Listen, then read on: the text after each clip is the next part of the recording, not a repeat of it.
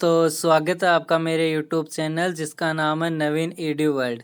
आज एक बार फिर से मैं आप लोगों के लिए लेके आ गया हूँ न्यू वीडियो होने वाला है खास, तो वीडियो को लास्ट तक देखना मत भूलना। ऑफिस वर्क के लिए सबसे इम्पोर्टेंट वीडियो होने वाला आपके लिए कि ऑफिस में कोई भी अगर रिपोर्ट तैयार करनी हो तो वो कैसे तैयार करेंगे। तो जिन्होंने अभी तक मेरे चैनल को सब्सक्राइब नहीं किया, चैनल को सब्सक्राइब करना, बेल आइकन ज़रूर दबा देना ताकि मेरे वीडियो की नोटिफिकेशन सबसे पहले आप लोगों के पास आ जाए। आज जो सीट मैंने तैयार कर रखी है वो थोड़ी बड़ी सीट है, इसकी लिंक आपको मैं डिस्क्रिप्शन में दे दूंगा, आप वहां से ये सीट डाउनलोड कर सकते हो। तो लेट्स बिगिन दिस टॉपिक। तो यहाँ पे मैंने एक सीट इंसर्ट कर रखी है जिसके अंदर मैंने कुछ डेटा एंटर कर रखा है। ये फाइल आपको डाउनलोड कर सकते हो, डिस्क्रिप्शन में लिंक डाल दूंगा, वहां से इस फाइल को डाउनलोड कर लेना। देखो यहाँ पे मैंने एंटर कर रखे हैं स्टूडेंट के रोल नंबर, उनके नेम, और यहाँ पे सब्जेक्ट एंटर कर रखे हैं जैसे subject first, subject second, third, four, five, और यहाँ पे एडिशनल सब्जेक्ट। यदि किसी स्टूडेंट की एडिशनल सब्जेक्ट है तो वो मैंने यहाँ पे ऐड कर रखी है, और यहाँ पे डाल रखा है स्टेटस की वो बंदा फेल है या पास है, उसकी मैंने यहाँ पे डिवीजन भी निकाल रखी है। तो यहाँ पे देखो इन दो रो के अंदर ही मैंने पूरा डेटा एंटर कर रखा है। यानी ऊपर वाली रो के अंदर जो नंबर लिख रखे हैं वो सब्जेक्ट कोड जैसे 401, 30, 54, 55, और नीचे वाली जो रो है इसके अंदर 101 रोल नंबर, 100 नेम 1 का यहाँ पे पूरा डेटा दिया हुआ है। यानी एक रो के अंदर मैंने कोड डाल दिए और दूसरी रो के अंदर इनके मार्क्स डाल दिए। यही काम मैंने पूरी सीट के अंदर कर रखा है कि यहाँ पे सेकंड रो के अंदर तो मैंने मार्क्स डाल रखे हैं और ऊपर वाली के अंदर मैंने कोड डाल रखे हैं। देखो यहाँ पे इन दो रो के अंदर मैंने पूरा डेटा एंटर कर रखा है, ऊपर वाले कोड हो गए और नीचे वाले नंबर हो गए। यही काम यहाँ पे कर रखा है इस रो में कि यहाँ पे कोड और यहाँ पे सेल में रिजल्ट निकाल रखा है मैंने। यानी ऊपर कोड है और नीचे इनके मार्क्स हैं। यही काम यहाँ पे देखो मैं यहाँ पे दिखा देता हूँ, इस जगह पे यहाँ पे भी ये काम कर रखा है। पर ये 11 नंबर का जो स्टूडेंट है जिसका नेम 11 है, इसने देखो 111 रोल नंबर वाले ने एक सब्जेक्ट एडिशनल सब्जेक्ट ले रखा है जिसका कोड है 41 कोड है, और उसकी यहाँ पे देखो सब्जेक्ट में नंबर भी आ रखे हैं विथ ग्रेड, ई ग्रेड आ रखे है उसके। यानी यहाँ पे एडिशनल सब्जेक्ट भी दी हुई है और यहाँ पे उसके मार्क्स भी दिए हुए हैं। अब आपको करना क्या है कि इस सीट के अंदर से मैं पहले आपको दिखा देता हूँ कि मेरे पास में यहाँ पे देखो 401 स्टूडेंट का डेटा दे रखा है। यहाँ पे मैंने एंटर कर रखे हैं सब्जेक्ट नेम, उनके कोड और टोटल स्टूडेंट। यहाँ पे इंग्लिश वाले सब्जेक्ट का कोड है 401 और उसके मेरे पास 320 स्टूडेंट दिए हुए हैं। मैं आपको सीट में जाके दिखा देता हूँ। यहाँ पे देखो 401 कोड, इस सेल के अंदर मैंने पूरी रो के अंदर एक डेटा डाल रखा है। मैं आपको नीचे स्क्रॉल करके यहाँ पे दिखा देता हूँ। यहाँ पे देखो 401 के 320 स्टूडेंट है, 401 कोड के मेरे पास पूरे 320 स्टूडेंट है। यही मेरे डेटा वाइज सीट पे मैंने आपको दिखाया था। देखो मैं सीट पे लेके चलता हूँ, यहाँ पे 401 कोड के मेरे पास कितने स्टूडेंट है, 320 स्टूडेंट यहाँ पे दिए हुए हैं। इसी प्रकार अदर सब्जेक्ट जैसे इकोनॉमिक्स के 30 कोड है, इसके 74 स्टूडेंट है। इसी प्रकार और जितने भी सब्जेक्ट है सबके कोड और उनके स्टूडेंट मेरे पास दिए हुए हैं। यहाँ पे से पॉलिटिकल साइंस दे दिया, इसके कोड ये हैं, इसके स्टूडेंट मेरे पास इतने दिए हैं। अकाउंटेंसी के मेरे पास इतने, इंग्लिश के मेरे पास 401 कोड के 320 स्टूडेंट है। तो यहाँ पे ये तो कंपलसरी है कि 320 स्टूडेंट का निकालना है। तो यहाँ पे मैं वापस ऊपर चला जाता हूँ। यहाँ पे मेरा काम मैंने आपको दिखा दिया, फाइल यहाँ पे ओपन करके मैं अपना कर्सर ऊपर रख देता हूँ। यहाँ पे टॉप पे लेके जाता हूँ अपना पॉइंटर। अब आपको करना क्या है कि आप ये सोच रहे होंगे कि इस फाइल में से 30 नंबर का जो डेटा है, देखो यहाँ पे 30 नंबर का डेटा दिया हुआ है इस जगह पे कि आपको यहाँ से उठाना है, और 30 नंबर, 41 नंबर, 57 नंबर मैंने यहाँ पे सीट बना रखी है। यानी 30 का कोड 30 पे लेके जाना है, 41 का 41 पे, और 54 का 54 के ऊपर लेके जाना है। यानी अलग अलग सीट बना रखी है, अलग अलग सीट पे ये डेटा लेके आपको जाना है। तो आप सोच रहे होंगे कि फिल्टर बटन लगा लें, इसके अंदर जो फिल्टर बटन है इससे निकाल लेंगे, फिल्टर फंक्शन से निकाल लेंगे, ये फिल्टर बटन है इससे निकाल लेंगे।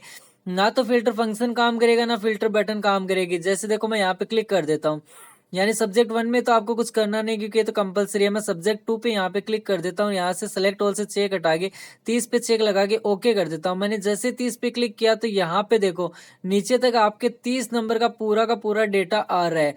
यानी इस जगह पे आपके 330 नंबर का पूरा डेटा आ रहा है। पर अगर आप साइड में देखोगे तो रोल नंबर और नेम उस स्टूडेंट के यहाँ पे शो नहीं हो रहे, ना तो रोल नंबर आ रहा है ना उसका नेम यहाँ पे आ रहा है। यानी सारी सेल ब्लैंक आ रहे हैं। मैं इसको वापस डिस्प्ले कर देता हूँ, क्लियर फिल्टर कर देता हूँ, यहाँ से मेरा डेटा पूरा वापस एज इट इज आ गया।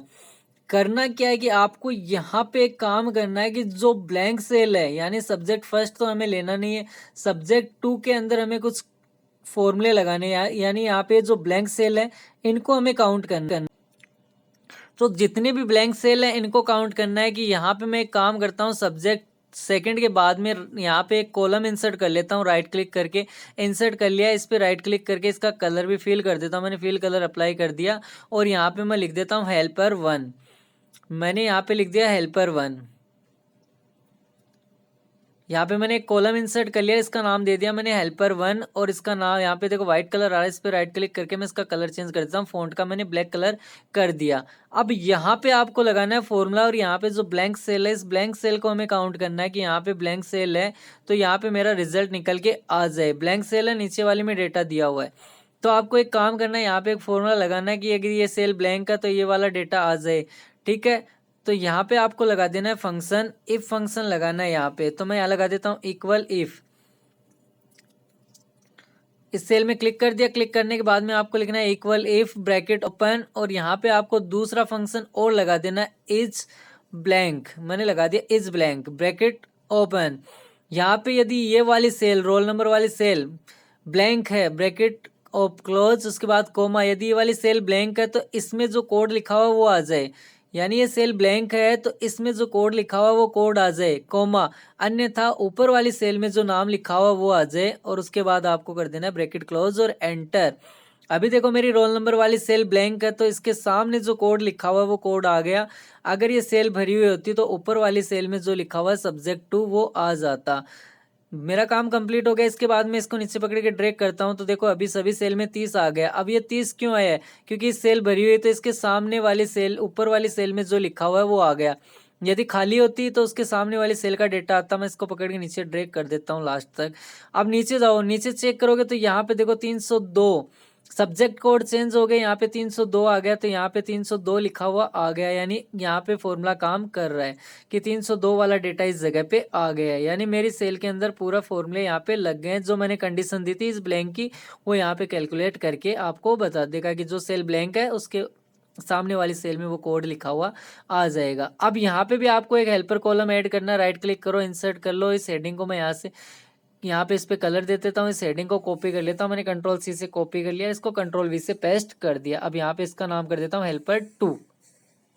वही काम करना है, यहाँ पे फॉर्मूला लगाना है equally bracket open is blank, bracket दोबारा से ओपन करना है। वही सेल का एड्रेस देना है कि अगर ये वाली सेल ब्लैंक है ब्रैकेट क्लोज कोमा तो यहाँ पे सब्जेक्ट थर्ड में जो कोड लिखा हो कोड आ जाए कोमा, अन्यथा ऊपर वाली सेल में जो लिखा हुआ आ जाए ब्रैकेट क्लोज कर दो और एंटर बटन प्रेस कर दो। तो देखो यहाँ पे 54 लिखा हुआ आ गया क्योंकि इसके सामने वाली सेल अभी ब्लैंक है। ये सेल ब्लैंक है इसलिए 54 आ गया। मैं इसको नीचे ड्रैग कर देता हूँ, डबल क्लिक कर दिया, आगे ड्रैग कर दिया। अब यहाँ पे भी मैं एक हेल्पर कॉलम ले लेता हूँ, राइट क्लिक इंसर्ट, यहाँ पे मैं इस पे कलर फिल कर देता हूँ। इस हेडिंग को कॉपी करके यहाँ पे पेस्ट कर देता हूँ। यहाँ पे राइट क्लिक कर दो, कलर फिल कर दो।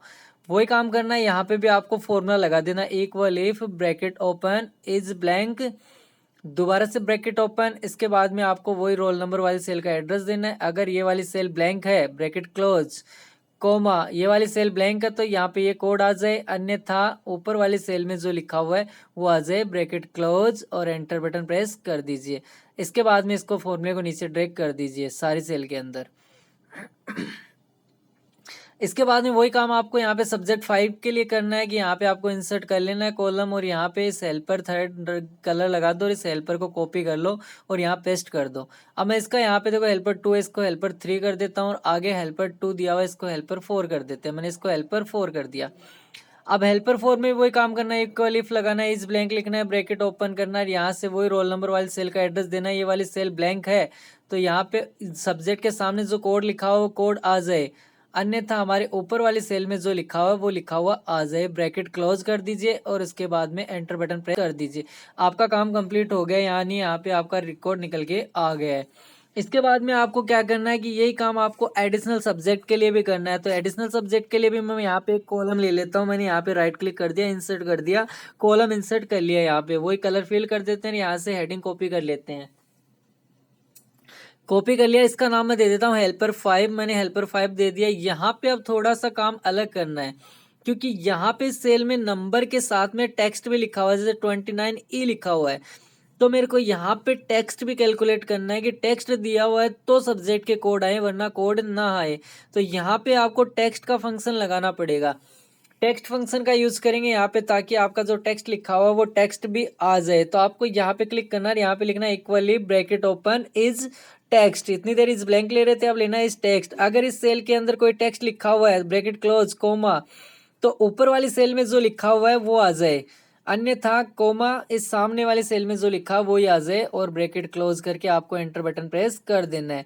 एंटर बटन प्रेस करने के बाद में आपको इसको नीचे पकड़ के ड्रैग कर देना है। मैंने इसको नीचे पकड़ के ड्रैग कर दिया, तो जिस जिस सेल के अंदर नंबर लिखे हैं वहाँ पे नंबर आ जाएंगे, और बाकी जो सेल है वहाँ पे 0 लिखा हुआ आ जाएगा।